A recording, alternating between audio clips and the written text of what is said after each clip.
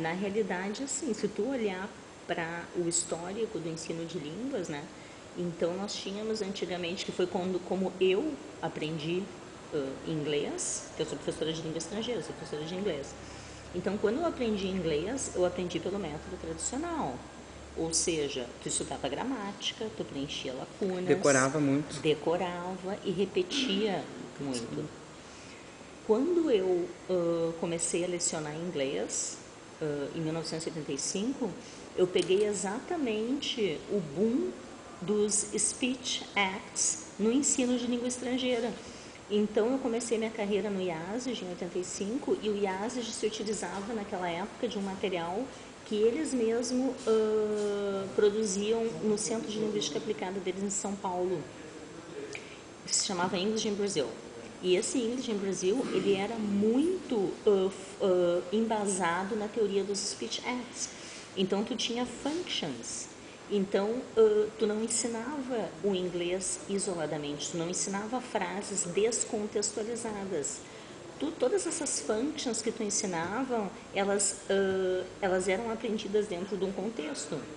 Então, como é que cada unidade, por exemplo, era dividida? Tu tinha functions que eram ensinadas aos poucos, né? Por exemplo, no final da unidade, tu tinha que produzir um diálogo inteiro. Então, tu tinhas, por exemplo, como pedir um favor, né? Então, how to make a request, né? Então, would you please, ou alguma coisa assim. Depois, how to thank you. Então, o aluno ia pegando essas partes essas functions individualmente e no final eles eram capazes de produzir um diálogo imenso. E aquilo ali era um ato comunicativo. Sozinho.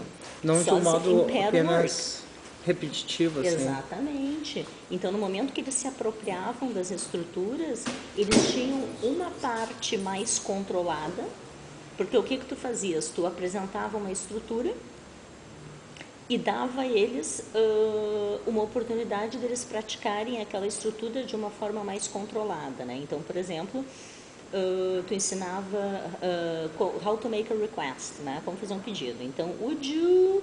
E aí tu dava vários exemplos de coisas que eles poderiam pedir. E eles iam praticando, então, de uma forma mais controlada aquela estrutura. No final, tu dava uma oportunidade onde eles poderiam usar aquela estrutura de uma forma mais livre, de acordo com as necessidades deles. Então, à medida que eles iam colocando todos esses pedaços juntos ao final da lição, eles conseguiam produzir diálogos enormes, né? Sim. E com experiência e com informações que interessavam a eles. Então, mostra então a possibilidade de, se tu tiver uma aula de ensino, uma aula de língua estrangeira, não voltada para o ensino da gramática, das estruturas apenas, e sim do uso da língua como um ato comunicativo, os alunos conseguem se utilizar da língua para expressar as necessidades que eles têm e para agir no mundo. Então, voltando à questão de o uso da linguagem para agir no mundo, se tu for pensar no teu aluno de língua estrangeira, para que ele precisa aprender uma língua estrangeira? Para que ele quer aprender uma língua estrangeira? Não é apenas para ter esse conhecimento dentro da cabeça dele. Ele quer ter o conhecimento dessa língua estrangeira para poder agir no mundo na língua estrangeira.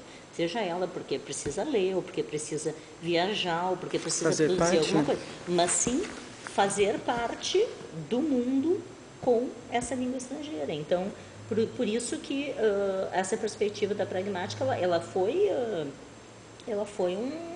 um marco na história da linguística, né? Porque passou, ela levantou essa necessidade de se olhar para a língua em uso.